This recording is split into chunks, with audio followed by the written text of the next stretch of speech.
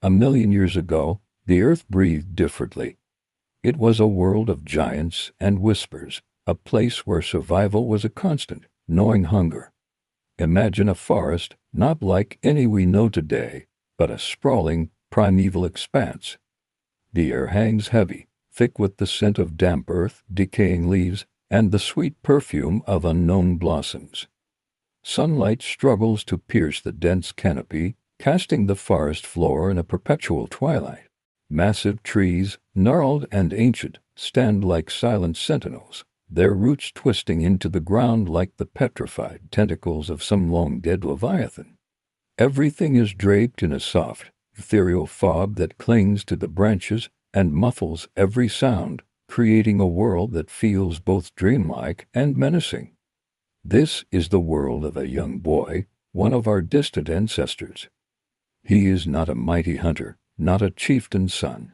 He is thin, his ribs a stark relief against his skin, his eyes wide and perpetually searching. For days, his belly has been a hollow ache, a relentless reminder of his vulnerability. He moves through the undergrowth with a practiced quietness, his bare feet making almost no sound on the mossy ground. He is part of this forest, as much as the shadows and the creeping vines. His senses are honed to a razor's edge, attuned to the faintest rustle, the slightest shift in the wind. He is not just looking for food, he is listening for it. And then he hears it. A sound so small, so fragile, it's almost lost in the vast silence of the woods. A faint, intermittent chirping. It's a sound of life, of newness, a promise in this world of ancient things. The boy freezes, his head cocked, his entire being focused on that tiny noise. Where is it coming from? He moves slowly, cautiously, his hunger a coiled spring in his gut. The chirps are a beacon, a thread of hope pulling him forward. He pushes aside giant ferns. Their fronds cool and wet against his skin. And ducks under low-hanging branches laden with moss. The sound grows stronger, more distinct. It leads him to the base of one of the colossal trees, where the roots have erupted from the earth to form a labyrinth of woody tunnels and dark hollows. It's a fortress of nature, a place of safety and concealment. He kneels down, peering into the shadows beneath the twisted, powerful roots. His eyes, accustomed to the gloom, slowly adjust. And there, nestled in a carefully woven cup of dried grasses, twigs, and soft feathers, is a nest. It's a masterpiece of instinct, a perfect, fragile cradle. And inside, a clutch of newly hatched chicks.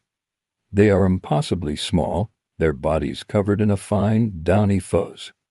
Their eyes are barely open, and their beaks, soft and yellow, are agape, pointing toward the sky as they let out those weak, pleading chirps. They are pure, unadulterated life, a raw and vulnerable new beginning. Above them, the mother bird is nowhere to be seen, likely foraging for her demanding brood. For a moment, the boy is captivated. He watches the tiny creatures, their chests rising and falling with quick, shallow breath. They are so helpless, so utterly dependent. A wave of something akin to awe washes over him. In a world defined by struggle and brutality, here is a pocket of delicate tenderness. He can see the intricate weaving of the nest, the softness of the lining. He can almost feel the warmth radiating from the tiny bodies huddled together. An instinct deep and ancient whispers to him of protection, of the sanctity of new life. It's a feeling that connects him to the very rhythm of the forest, the cycle of birth and renewal that persists against all odds.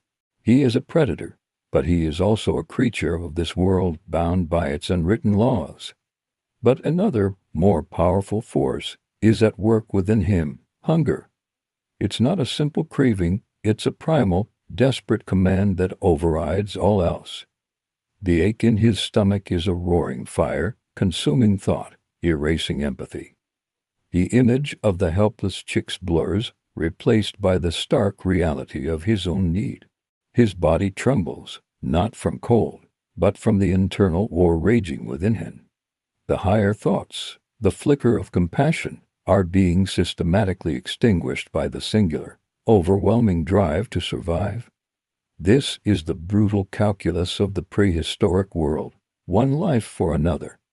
His mind races. The mother bird could return at any moment. He is small, and she could be large, aggressive, armed with a sharp beak and claws. The risk is immense, but the reward is survival for another day. The chirps that a moment ago sounded sweet and innocent now sound like a taunt, a reminder of the food he so desperately needs. The decision is made, not in a moment of conscious thought, but in a surge of pure animal instinct. Hunger has won. His hand, smudged with dirt and scarred from a life of foraging, moves forward. It trembles violently, a physical manifestation of his internal conflict. He reaches into the darkness of the root hollow, his fingers brushing against the soft warmth of the nest. The chirping intensifies, becoming frantic, a chorus of tiny alarms. He hesitates for a fraction of a second, his touch gentle. Then the grip of hunger tightens its hold. His fingers close around one of the small, warm bodies. It's shockingly light, a flutter of life against his palm. He can feel the frantic heartbeat, a tiny drum beating against his skin.